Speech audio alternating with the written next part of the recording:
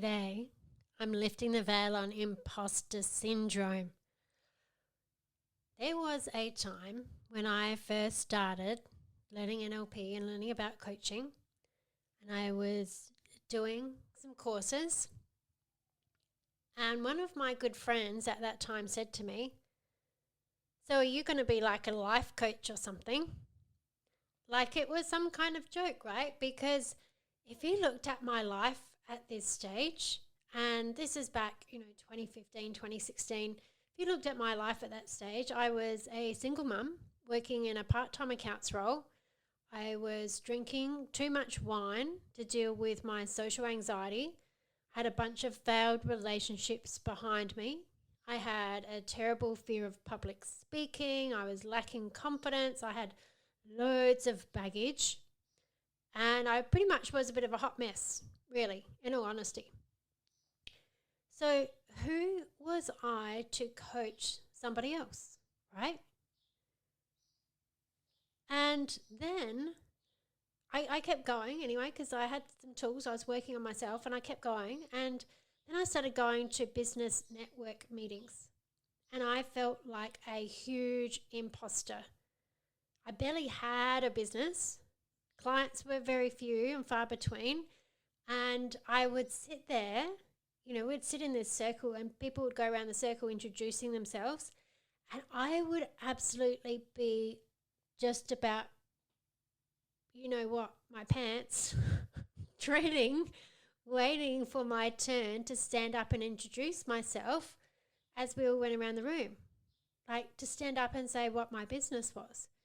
It was terrifying because it felt like for sure someone was going to catch me out at any moment and find out something about me that would prove I wasn't the person I was saying I was.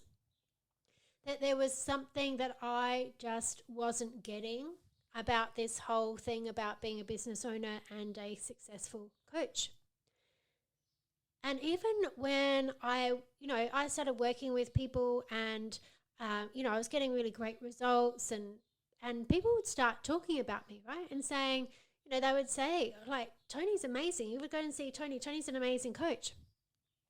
And I'd feel really uncomfortable because I felt like I didn't deserve it. And that at any moment, someone who was much more in the know than I was would come along any minute and prove that I wasn't all that.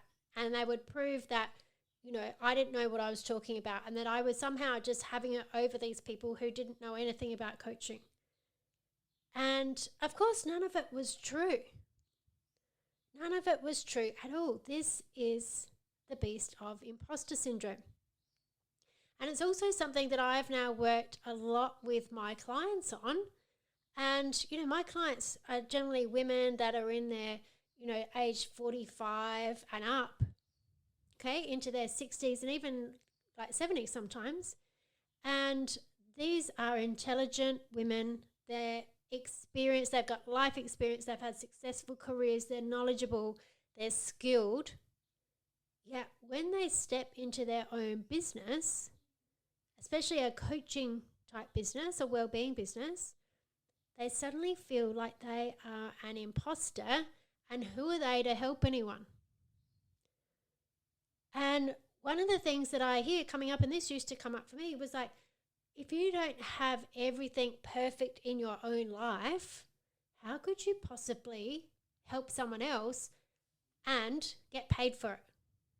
Right? This comes up all the time. Now, this is why I'm really passionate in helping people get over this, because the fact is there are so many people in this world that need help, and you do not have to have your whole life perfect to help somebody else.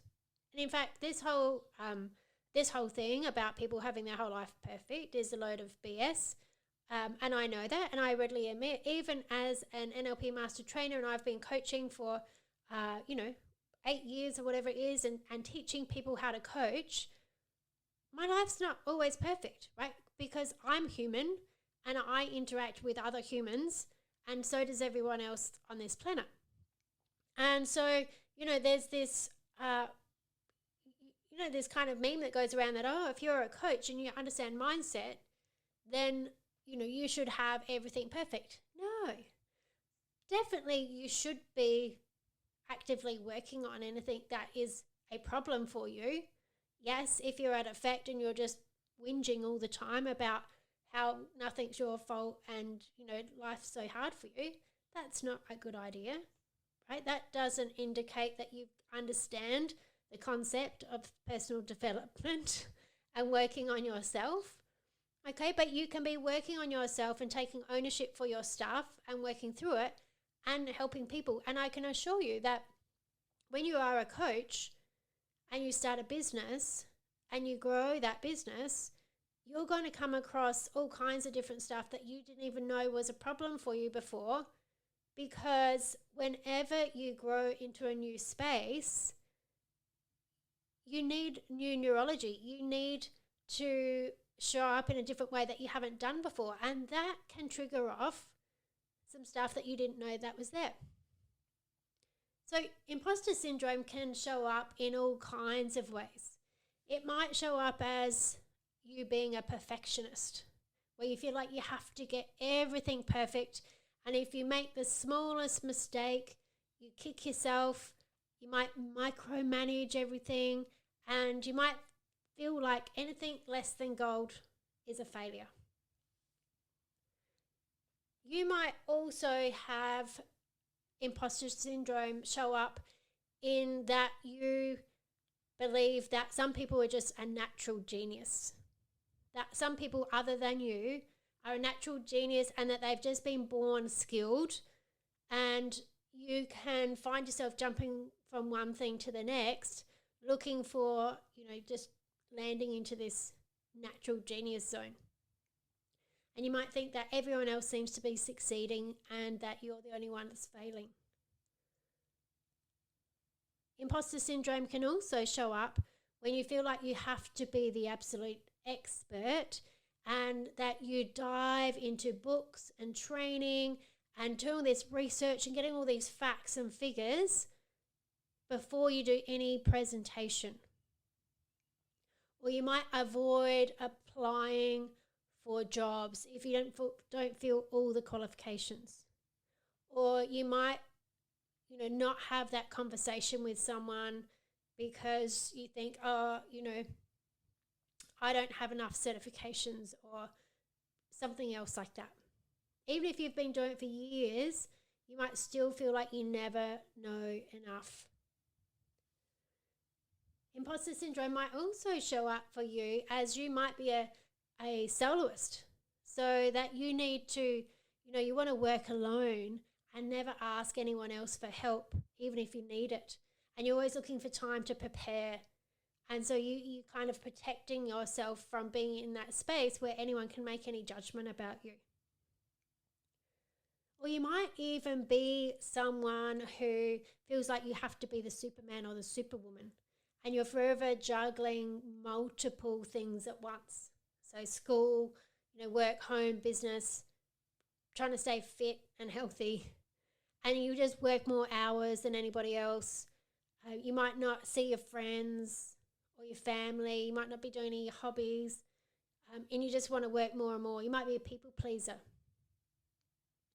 So the thing is, imposter syndrome can show up in many kinds of ways. But what the really important thing to know is that imposter syndrome really shows up mostly when you are growing.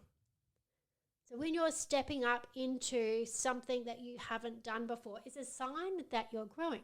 So imposter syndrome isn't necessarily a bad thing. It doesn't have to be a bad thing. We don't have to think about it as being a bad thing. We can think about it as being a sign that you are growing beyond where you've thought about yourself before.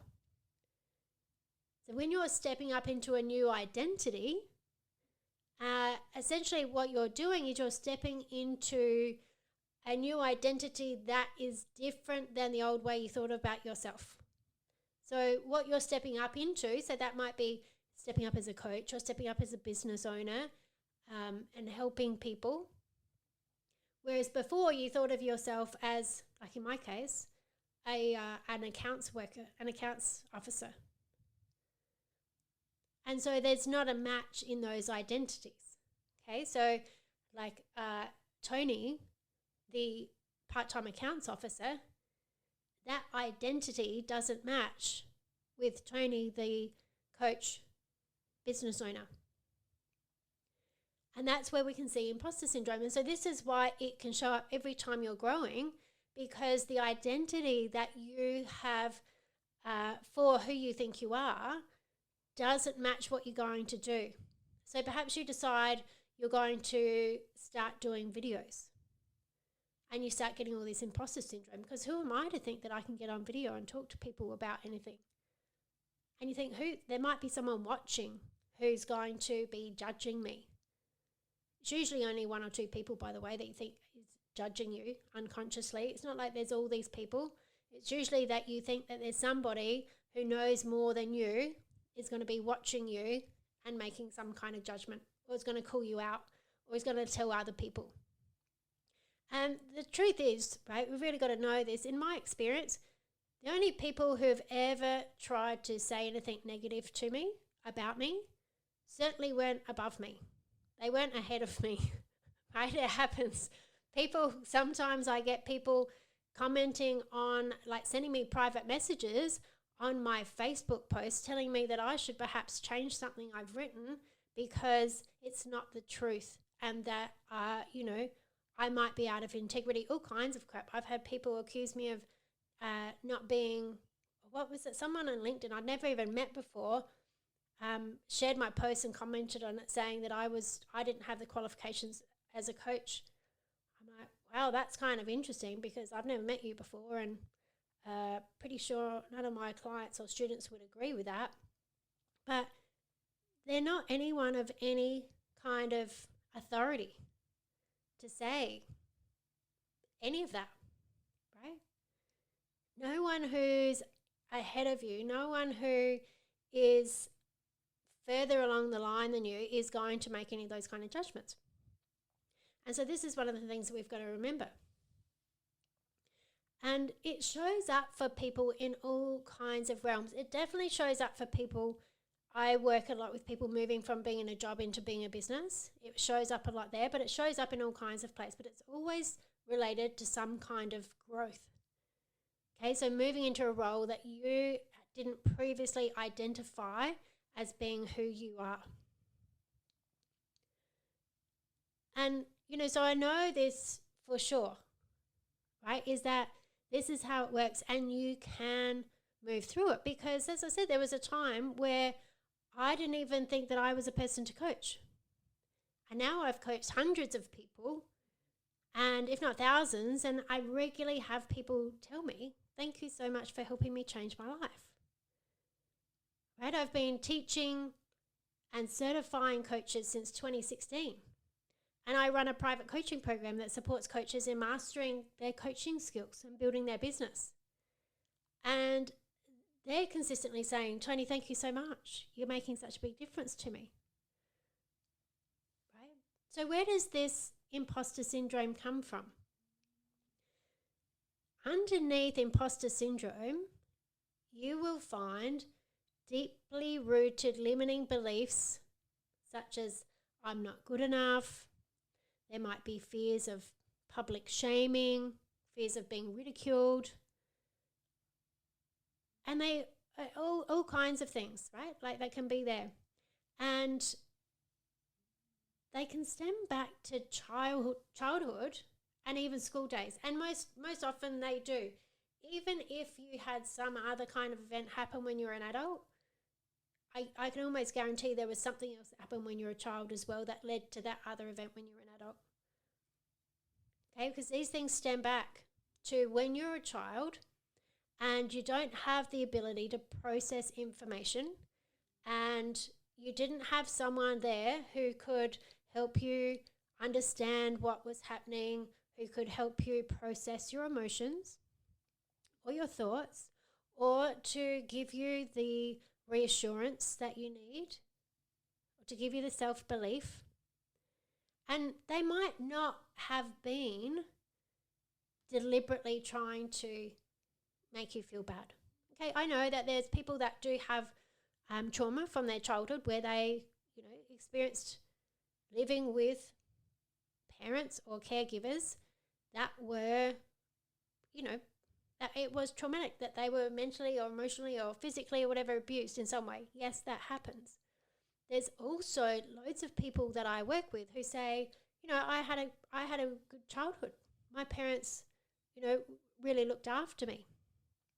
And absolutely they can. And you can still have had experiences where things happened that you created a meaning for that left you feeling traumatized because you didn't understand it, or you weren't able to talk about it, or you weren't able to defend yourself, or you weren't able to process your emotions.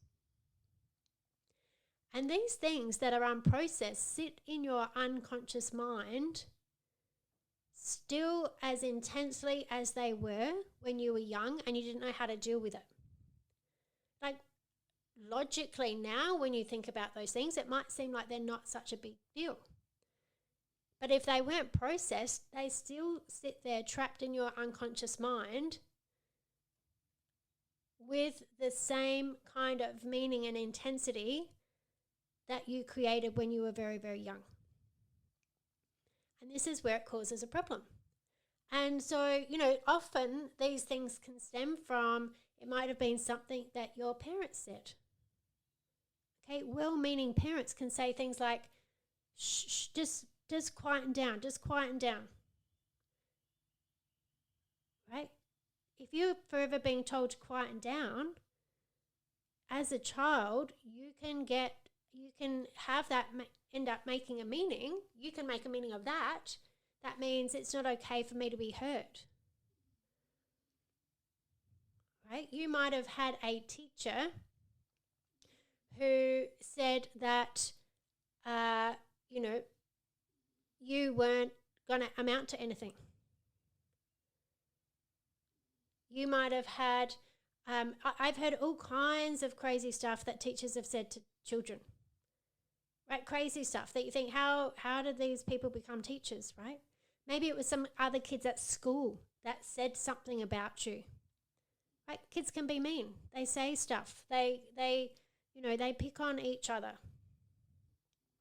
The amount of times that I've worked with clients to help them let go of some really triggering stuff that has come up from something that a teacher said that was negative about them, or that the teacher told their parents about them and that their parents didn't stand up for them, or, them being told that they weren't smart, that they've never amount to anything, is astounding. The things that I hear, parents have said to their kids, and look, I'm a parent. I know it can be a tough job sometimes being a parent, and you can sometimes say stuff that you don't mean or you don't think about, or that really you're just caught up in your own head, right? But this is why we need to be really aware of our thoughts and our feelings and the power of our words. And this is exactly why when I teach NLP, neuro-linguistic programming, people say, oh my God, all parents should know this stuff. All teachers should know this stuff. All high school kids should get taught this stuff. Because a lot of it's around language, right? And understanding language and the structure of language and the impact of language and how we create our problems. Most of your problems are created linguistically. So it's created around the words you use and the meaning that you have for those words. It's how your language is how you gauge, right? Your language is how you gauge and label the experience that you're having. And then those words are packed with meaning, right? Meaning to you. And there's emotions that are attached to these, and all this stuff can be very triggering. And if you haven't been able to process it, it gets caught up in your unconscious mind and it continues to get triggered off. Okay, so your words are really powerful. You've got to be really super aware of your words. So anyone who is in a position of authority needs to have awareness of how powerful their words are, as they very much act as suggestions to the unconscious mind. And the fact is, there are people in positions of authority who do know this, and they use it to their advantage. Okay, and there's people who do it with ecology, so they do it with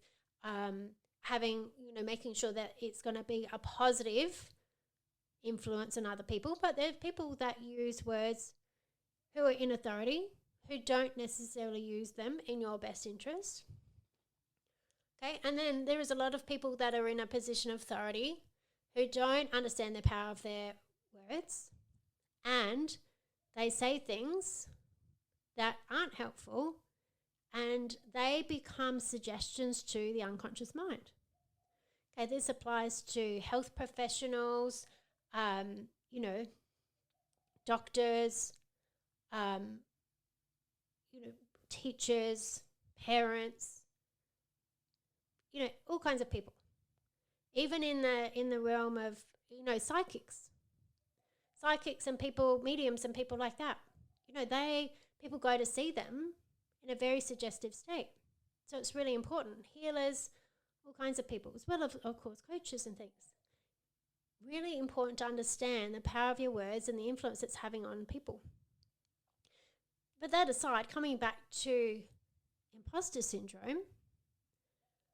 So we've got these imposter syndrome.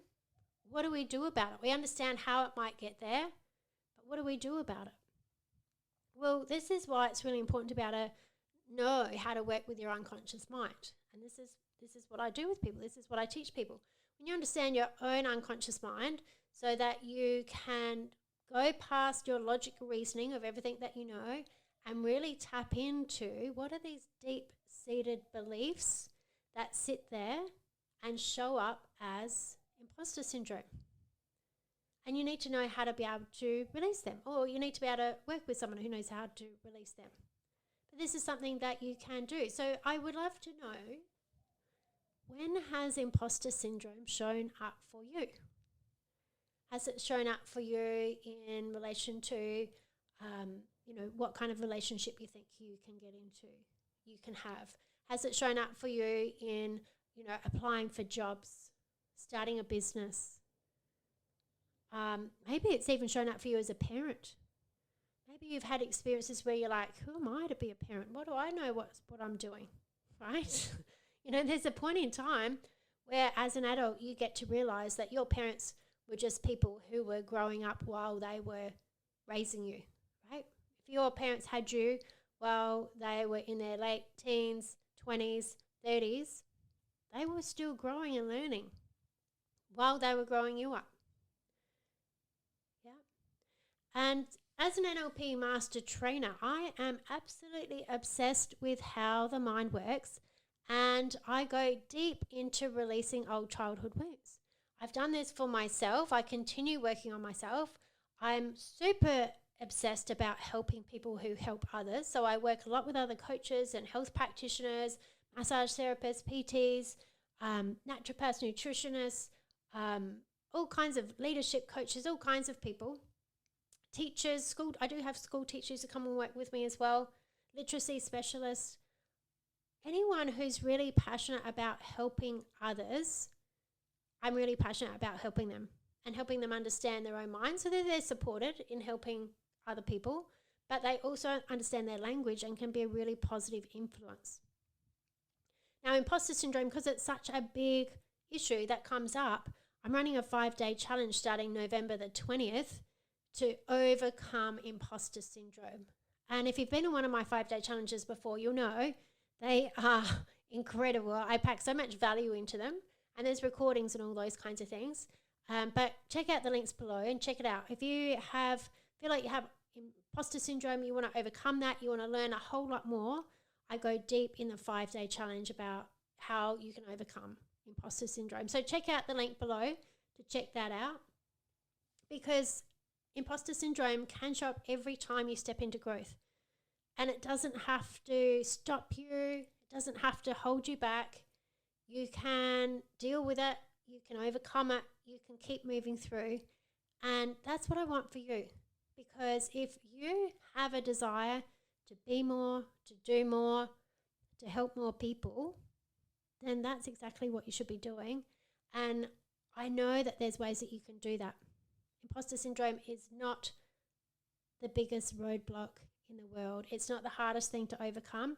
When you've got the right tools and skills and support, you can do that.